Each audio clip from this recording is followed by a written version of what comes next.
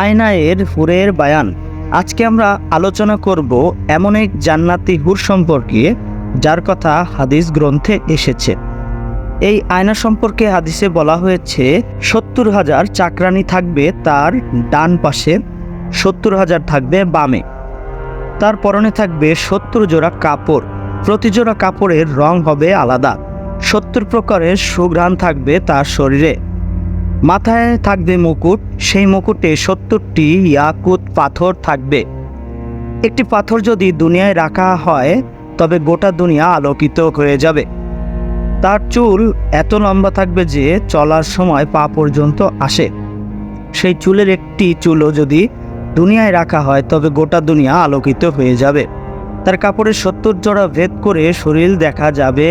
তার চেহারার দৃষ্টিপাত করলে নিজের চেহারা দেখা যাবে।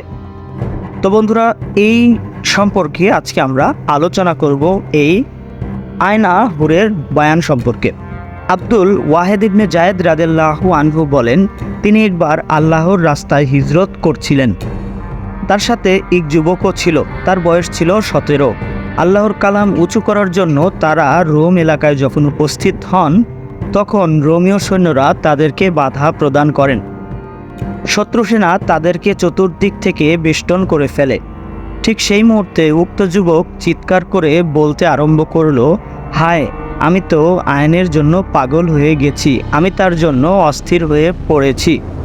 তার এ ধরনের কথা শুনে সবাই বলতে আরম্ভ করলো, ছেলেটি সম্ভবত পাগল হয়ে গিয়েছে।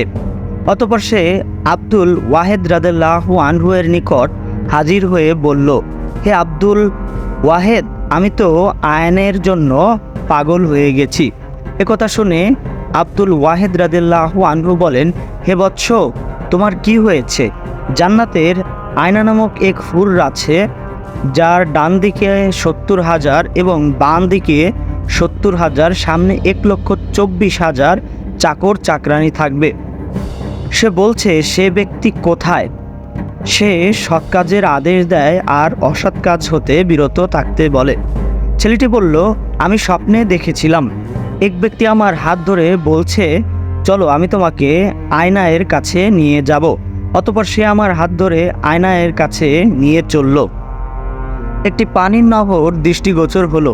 সে নহরের কিনারায় দাঁড়িয়ে আছে মেয়েরা। তাদের পরিধানে এমন কিছু পোশাক যা আমি কোনোদিন দেখিনি। তাদের রূপ দেখে আমি পাগল হয়ে গেলাম। সেই মেয়েগুলো আমাকে দেখে বলল, স্বাগতম স্বাগতম, আয়নায়ের স্বামী এসেছে। আমি প্রশ্ন করলাম, তোমাদের মধ্যে কে আয়না? তারা বলল, আমি তো আয়নায়ের চাকরানী। আমাদের রানী রয়েছেন আরও আগে, সেখানে গেলেই তাকে পাবেন। আমি আয়নায়ের খোঁজে অগ্রসর হলাম। তখন দেখতে পেলাম এক দুধের ঝর্ণার পাড়ে দাঁড়িয়ে আছে কতগুলো সুন্দরী, যাদের দেখেই আমি অভিভূত হয়ে গেলাম।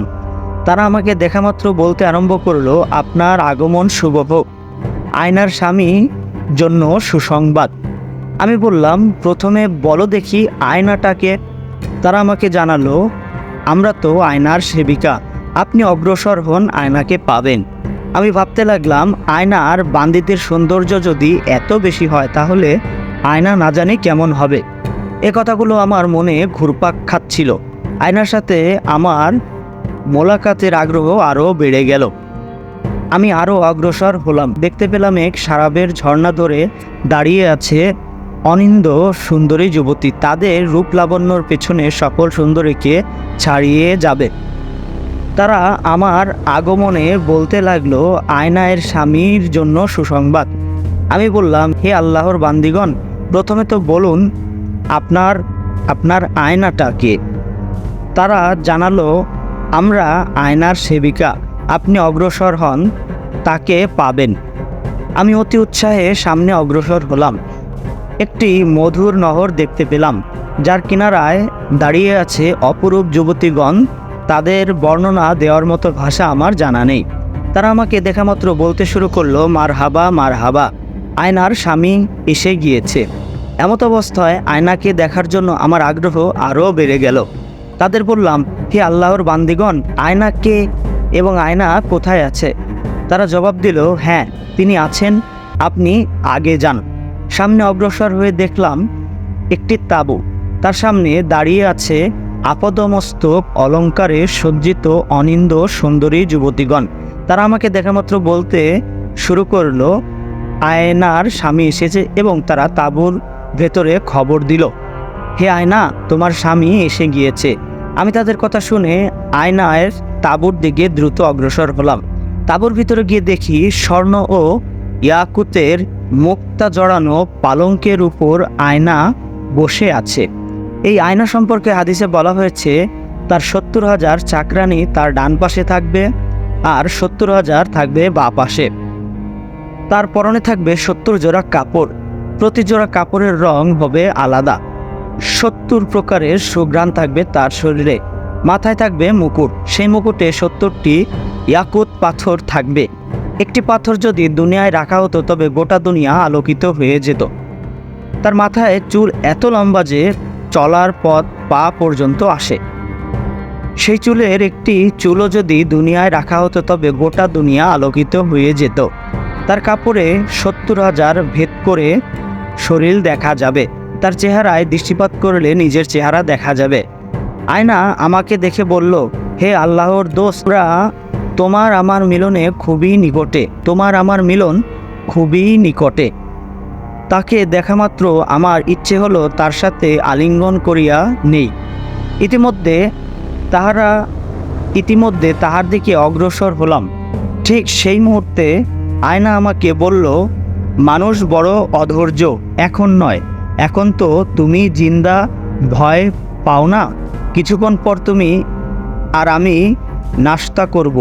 স্বপ্নের বর্ণনা শেষে যুবকটি বলল, হে আব্দুল ওয়াহিদ রাদিয়াল্লাহু আনহু, আমি আর এক মুহূর্ত বাঁচতে চাই না, কারণ আমি আয়নাকে হাসিল করতে চাই। অতঃপর রোমিওদের বিরুদ্ধে এ ছেলেটি প্রথম আল্লাহর রাস্তায় জান কোরবান করল, শহীদ হয়ে গেল। আলহামদুলিল্লাহ। তো সুপ্রিয় দর্শক, এই ছিল আমাদের আজকের জান্নাতের হুর আয়না সম্পর্কে একটি ঘটনা। দেখা হবে পরবর্তী ভিডিওতে। সে পর্যন্ত ভালো থাকুন, এবং যারা এখনও আমাদের জিহাদের গল্প ইউটিউব চ্যানেলটি এবং ফেসবুক পেজটি ফলো করেননি এবং সাবস্ক্রাইব করেননি, তাদেরকে বলবো এখনই আমাদের ইউটিউব চ্যানেল সাবস্ক্রাইব করুন এবং আমাদের ফেসবুক পেজ ফলো করে আমাদের সঙ্গে থাকুন। দেখা হবে পরবর্তী ভিডিওতে। আল্লাহ হাফেজ।